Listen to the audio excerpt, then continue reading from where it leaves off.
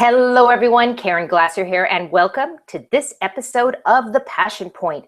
This is the show that invites passionistas from around the world who are following their passion, making a living, doing what they love. And they're going to share their tips and their tricks and their story as to how they actually created an industry from their passion. And today is no exception. I'm really excited about our guest today. Louise Eddington and I have been Facebook friends for several years. I'd like to say she's one of the people I stalk because she's really awesome. She really is. She's awesome. She's got some really great thought processes, and has a wonderful way about her in terms of how she works with people. Louise is a transformational change agent, evolutionary astrologer. We're going to talk about that because I'm not sure what that means. A healer, a teacher, a writer. She helps women navigate major times of change and personal transformation with deep empathy, English wit, and a battery of eclectic skills learned through many years of study and practice. Louise works with unique cosmic blueprint to help wise women find their lost wild woman and sacred sound, the voice. She's an astrologer, a healer who goes beyond the basics and truly reveals the essence of your cosmic blueprint. She's a seeker of truth, a fighter for equality, and on the domestic front is a wife and a mother to 2 teen girls and 2 crazy rescue terriers. We'll talk about that as well. Sometimes my dog comes wandering in here, so we have something in common. So I'd like to welcome, finally, Louise Eddington to the Passion Point. Good morning, Louise, or afternoon. I think it's afternoon for you. How are you? No, it's good morning still. 10:30. Really, really good. Thank you, Caren. Thank you for having me on. I'm so excited to meet you in person. We were talking about that before the show. So many of us have these actually pretty robust relationships on social media. And I'm always talking about taking those relationships offline, even if offline is a Skype or a hangout, because you get to see the person you're talking to. So I like to start the show with a definition of passion. Here's what Webster says. It's an intense driving or overmastering skill or conviction. What does Louise say passion is? Well, for me, it's just being compelled, really, to do what I do, just loving it so much that I can't stay away from it. It kind of fills every moment, even my off time, Not that I work 24 hours a day, but I think in terms of it at all times. I'm just so passionate about it. So that's probably why you're probably as good as you are at what you do, because it is a passion of yours. Let's talk about your story. Let's talk about your journey. Did you wake up one day and say, I think I'm going to be an astrologist? No, well, kind of. But well, I was an astrologer for many years, but it was a hobby. I started studying astrology way back in 1989 when a friend of mine created my own chart for me and bought me some books. And I bought a beginner's book and I learned how to create the chart. This was before computer software did it for us. So I could do it all with the math and by hand. And I was obsessed with it. I just read everything I could. I bought all these magazines. I practiced on friends and their kids. And but it was just a hobby, and I did it for years and years like that. And then it was about 3 years ago, I'd got into the coaching world and was very kind of dissatisfied doing what I was doing, which was similar to you, social media marketing. Right. But it wasn't, I loved doing it. I didn't love coaching it. And I wasn't passionate about it. And I saw all these other people, I had a friend who does hand analysis, and she combined that with her coaching and made a living out of it. And I was like, what am I doing? I've had this hobby, this passion for years. But it lit a fire. It lit a fire under your butt. So what happened after that? Well, I did just announce that I'm going to be an astrologer professionally. And my coach at the time was like, I've never heard you mention astrology. And I was like, because we were on a Skype, I took my thing and showed her my bookshelves. And she was like, oh, okay. And I just did. I did some, one-on-one lessons with a teacher, just to kind of really hone my skills and really get deeper knowledge. And I just threw myself into it. So do you work, so are you still working one-on-one, or do you do group? How does somebody come to you, and how do they work with you? Okay, well, I do one-on-one readings, as they call it, just basic hour sessions for somebody that just wants that. Or I do, I have a 5-month package where we can go deeper. That's involves, 2 calls a month, and we go deeper and deeper into their chart and what's happening now in their lives. And it's kind of more coaching combined. It's always based on their own unique cosmic blueprint and their evolutionary path, and we'll talk about that. That was actually going to be my next question. So what is evolutionary astrology? What exactly is that? Well, a lot of astrology is kind of personality description. A lot of the old style astrology, I should say. When you get a reading, they'll say, well, you do this, you do that, and you're born, and this is how you are when you were born. But evolutionary astrology sees the chart as a starting point, if you like, and with potential of taking different paths. That's why I call it a blueprint, because you could go this way, you could go that way. And as you go through life, certain events trigger different things, and your soul evolves and grows throughout its incarnation. I love that. That's great. So I like the whole concept of evolution, and that something builds and grows. You talk a lot about women, about wise women and lost wild women. What does that mean? Okay. Well, the lost wild woman, there's an asteroid. Well, there's a thing in astrology called Black Moon Lilith, and there's actually 3 other Liliths. And to go into that would be more than one webinar, more than one interview. But where Black Moon Lilith is in your chart is basically your inner wild woman. A lot of astrology is based on mythical stories. And Lilith was the first wife of Adam, who was made from the dirt at the same time as Adam. And she would not submit to Adam. So it's that old patriarchal story. So she was portrayed as bad and evil and thrown out of Eden, and because she was strong and powerful and equal. And that's kind of been the history of the patriarchy as we know it. But things are shifting, because we're moving into a new astrological age, the age of Aquarius, which is a time of more equality and community. And Lilith is just on the rise. More people are talking about her. She comes to you in dreams, because I do use a lot of intuition in my work as well. And Lilith is just appearing everywhere for me, and has appeared everywhere for me for a while. And so I feel it's my place to help women find that in their chart. So. That's really wonderful. My history, my background, I'm a Jewish clergy woman. I'm a cantor. And Lilith is very much a part of the Jewish tradition. In fact, I'm so happy to hear you bring that up, because so many people don't know there's a Lilith. They just think that Adam was with Eve and the story, right? So Lilith is I know there's books that have been written about Lilith, and obviously our listeners, if you want to explore that even deeper, you're going to be connecting with Louise Eddington, because that really is where she is. So wise women and lost wild women. So what is a wise woman? A wise woman, I usually work with older women, shall we say. I also look at the ages of women. There's maiden, mother, crone, and I'm myself moving into the age of the crone, because it's past menopause. And we have a lot of wisdom to bring to the world, and we're often devalued and kind of put on the shelf a little bit by society. Many of us are not allowing that to happen anymore. Right. But I generally work with women. Like the current client I have, she has left a marriage of 28 years and is going to start her own business. She's ready to bring all her wisdom out into the world. I'm not saying everybody has to leave their marriage, but you know, she's having a huge life transformation, and that's the kind of women I work with. I wish I had known you back when I left my marriage for 28 years.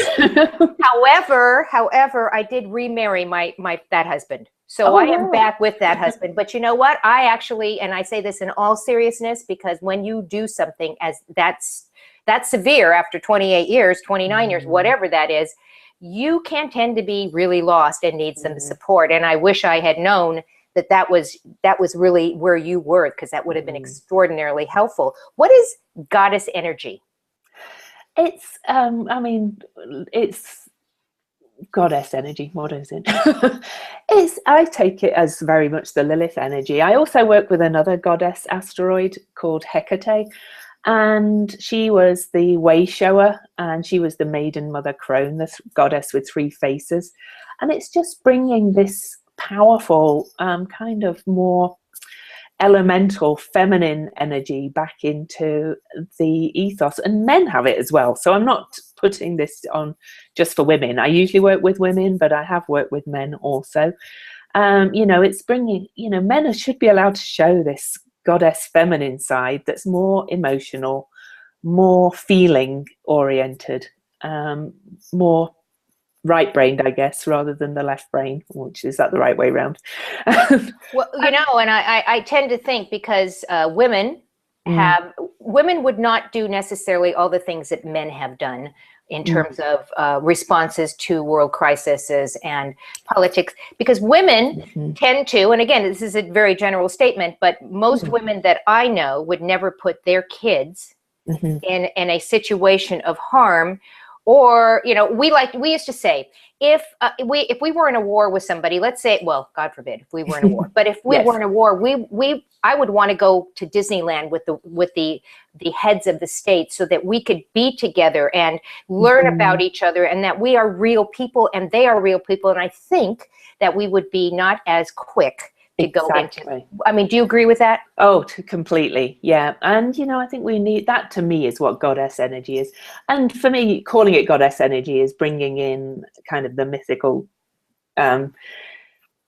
traits of the goddesses, of the old ancient goddesses, you know, and they were more the mother, the earth mother, nurturing, but some were still quite warlike, but in a more feminine way, if you like. Exactly. You know, it's funny, Louise. I don't know if you're seeing this. I'm seeing the word goddess all over, and I'm seeing a lot of women's groups that are popping up, and they're calling themselves goddesses. And I'm seeing books that are coming out, and it has the word goddess in it. And it's everywhere. It's everywhere. And do you? So I guess my first question is: this just a trend? Is this no? I think astrologers like me believe that it is this move into the age of Aquarius. Whereas before, you know, in very ancient times, we moved from kind of matriarchal societies and worshipping just the goddess. Now it's beginning to even out. The kind of god energy is being balanced with the goddess energy, and we're going to move into a time where both these elements are brought into our psyche. That it's sort of like what I say, that I believe that I have godlike traits. That we all have godlike traits, whether you believe in a god or an entity or source or God, whatever that is, that at the end of the day, if you're a goddess or a godlike, right? So I like to say I have godlike traits, and that all of us have that tendency, and all of us have that inside of us to have godlike traits. How do you feel about that? Oh, I agree. I call it the anima and the animus. We both have both within us, and that's displayed in the chart. You know, there's the more masculine energies of Mars and Aries, and then there's the more feminine energies of Venus and Taurus and Libra. Everybody's got it all in their chart. It just depends to which degree. So, right. Yeah. So what if somebody comes to you and they lost their way, and like you had the woman who was in a marriage for 28 years, and how do you help people discover their passion? How do you help people take that step to get out of their own way and create something? How do you work with people? Well, I do it with a mix, really, of looking at their chart, at their soul's potential, which I call it, and their soul's purpose, and discussing how they may have how they may have lost track of that or lost sight of that when they were young, and what causes that, and how they're ready, why they're feeling the change now. And then I work with them more with my coaching skills. I give them solid things to do, to go away and get grounded with it. You know, I'll set them off with a good morning routine. I'll give them tasks to do if they're working with me longer term, you know, things like that. So that's awesome. And you know, I'm a girl about quotes. I love quotes. And I don't know exactly why I like them. And it's not always really philosophical quotes. Sometimes they're just silly. But I like things that set the tone for me for the day. And today's quote I want to share with you is from Donald Trump. Without passion, you don't have energy. Without energy, you have nothing. So what's a quote that you like, that you'd like to share with us? Okay, well, it's one I've shared a lot, and it really was literally life-changing for me. I was watching PBS when I was at a very low point in my life, and Dr. Wayne Dyer came on, and he talked about if you change the way you look at things, the things you look at change. And he did a whole thing about with his closed fist and his open fist, and that moment literally was like a light bulb switch in my head. Yeah, and I totally can understand. Wayne Dyer is awesome. I can totally understand that. So I know that you're a writer. What are you writing? Oh, unfortunately, I have a Gemini moon, which means that I'm very scattered. So I'm writing several things. I have a book started. I've done a ton of interviews about Jupiter cycles. Each planet has a cycle. So I interviewed people about their Jupiter return stories, which is when Jupiter returns to the same spot it was in when they were born. And so I've still got to write that. I'm writing a book called The Soul's Tea Party that I dreamt, where all the characters at this tea table are planets. I write my blog. And it's wonderful. Your blog is wonderful. And I'm assuming that if people go to yourcosmicblueprint.com, in addition to getting your report, your free report, Cosmic Transitions Report, I'm sure that once they're there, they're going to be able to see all the different things that you have going over there, correct? Yeah, they can read my blog posts. They can, there's a products page where they can see how to work with me. There's just explore. I'm quite proud of my website. It's newly been renovated, so go and tell me what you think to how it looks as well. Okay, well, you know what, I'm gonna put that note in there so people that watch your show, maybe they will go and actually do that and tell you what they think about it. Be careful what you ask for. So I already mentioned that people can go and receive your Cosmic Transitions Report and your newly created Guide to Finding Your Lost Wild Woman. And we talked about the Wild Woman. So I want them to go over to yourcosmicblueprint.com. I will have all those in the notes down below, so you don't have to worry about writing that down right now. And before we started, and I kind of want to touch on it because people hear this all the time, Mercury is in retrograde. What the heck does that mean? And is it real? And yes, I know it is real because I've experienced it all week. But what is it? And how does it manifest itself? Well, Mercury actually, of course, doesn't actually go backwards. It's an apparent retrograde from our viewpoint. All the planets actually go retrograde. The sun and the moon don't, but they're not planets, they're luminaries. But Mercury retrograde kind of feels the most impactful usually to people because it affects technology and the internet and computers and things. And usually I'm a big fan of saying, you know, you've got to work with Mercury retrograde rather than against it. But I must say this one's kicking my butt because it's in Gemini, which it rules. So it's uber powerful. It's also making some really strong aspects to other planets, which is causing a good deal of confusion.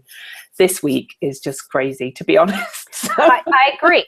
We were talking. I agree. I have, you know, we've been through the retrograde before, but and I was warned, you know, the 18th it was starting, and sure enough, anything that was technologically directed has just been a mess. I mean, it has been a mess. So when you say be prepared and just, you know, help use Mercury and put, you know, How would you do that? Well, I tend to look at the, Mercury retrograde is a time a message to slow down and go within and review and redo and review all those rewords and reflect. And I tend to think that when a lot goes wrong, we're not listening to that message. We're still trying to push forward and get information out there and get information in and do things. Whereas it's a time to slow down. And I during this time and every time this has happened, I find myself literally just going, okay, there's nothing I can do about this. I need to just ease into it and just let it do, and maybe not be. Of course, this is when we decide to do our shows, which is probably a bad idea. Probably we should be looking at that and when that's going to happen, and maybe not do shows that week. But how else might it manifest itself? I was told that the sun is closer somewhere and it's blocked and it bounces off the satellite dish. I mean, I've been given a lot of definitions. Is there something? I've not heard that one before, but for example, travel plans can be really affected by it. I had a nightmare trip in Mercury retrograde once where we didn't get the car serviced and we didn't double check plans, and we got there and the hotel was disgusting, and so we had to move hotels, and then the car broke down, the alternator broke on July the 4th with everywhere was closed. It was crazy. And you just have to laugh, right? You just have to say, okay, there's something I can do about it. And I was thinking, I should have learned, though. I should have told him, got that car serviced. Absolutely. So this is either going to sound like a silly question to you or something that's very thought-provoking. I always ask my guests, if you could spread passion dust anywhere in the world, on anyone in the world, who would you spread it on, and what would you hope to accomplish? It would be on all these women that are transforming so much. Here in Utah, I see it particularly around the church here, the church in Utah. It's just women are changing so much and really coming up, and I would just love to go and sprinkle it on them and make it really easy for them to step into their passion. It's beautiful. That's beautiful. Do you have a song that you're passionate about, or that you love, or get you going, or you listen to when you're working? Loads of songs, but I'm speaking at an event at the end of June here in Utah, June the 25th to 27th. It's called Ignite, and the song that's going to lead me onto the stage is Born to be Wild. Love. Born to be. I'm writing this down. Hold on. Born to be Wild. My favorite song is Life in the Fast Lane by the Eagles. So we're actually on the same I'm a bit of a rock chick at heart. So. Me too. Now, we were talking about your citizenship and that you moved here from England, correct? Yes. Well, we moved to Australia first, and then here. and you've been here for 6.5 years? 6.5 years. And it's so exciting that you are becoming a United States citizen. And I want to just make mention of that, because I think in any day, at any age, it's important to say that. But in today's time, I want to just say, I appreciate you and I respect you and honor you for what you're doing. I just wanted to tell you that, and that's just coming from me. Thank you so much. I'm really excited to become a citizen. I know it's my home, even though it's not perfect. Exactly. And I think that what you're saying is exactly on point. Even though it's not perfect, it is our home. This is where we live. This is our world. And I think a lot of people would do well to remember that. This is where we live. Are there any last minute things that you would like to share that we have not touched upon before we say goodbye and tell people how they can get to know you better? I also have, I'm passionate about my Facebook work and my Instagram work. So I have a Facebook page, Your Cosmic Blueprint. I post daily updates on there. I also have a free Facebook group called Louise Eddington's Cosmic Connections, which is really lively with people complaining about what the energies are doing. And Instagram, Louise Eddington. I'm really into Instagram at the moment. So is that your favorite social media tool right now? Well, Facebook, I think, is always my favorite, but Instagram is fast catching up, to be honest. So. Well, it's visual, Mhm. and I'm sure that Yeah. you can put your charts and all the different things. It's visual. I love Instagram. I love Pinterest, but I actually love Instagram at this point a little bit better because it's almost like a Twitter feed, but in pictures. Exactly. So, yeah, Exactly. I kind of like it. Yeah. So for those of you who are listening today, I want to make sure that you look right below the show, and there's going to be all the links to the groups and to the pages and to where they can get your complimentary gift and how they can reach out to you and find out maybe you're a good fit and they might want to work with you. Louise, I want to thank you for taking time out of your busy day to share it with us today. Thank you, Karen. Thank you for having me. And it's so nice to meet you. It is so nice to meet you as well. And all of our listeners and our viewers, we know that you have many choices as to how to spend your time, and we are forever grateful that you chose to spend it with us today. So as always, we'll see you next time on the next episode of The Passion Point. Goodbye, everyone.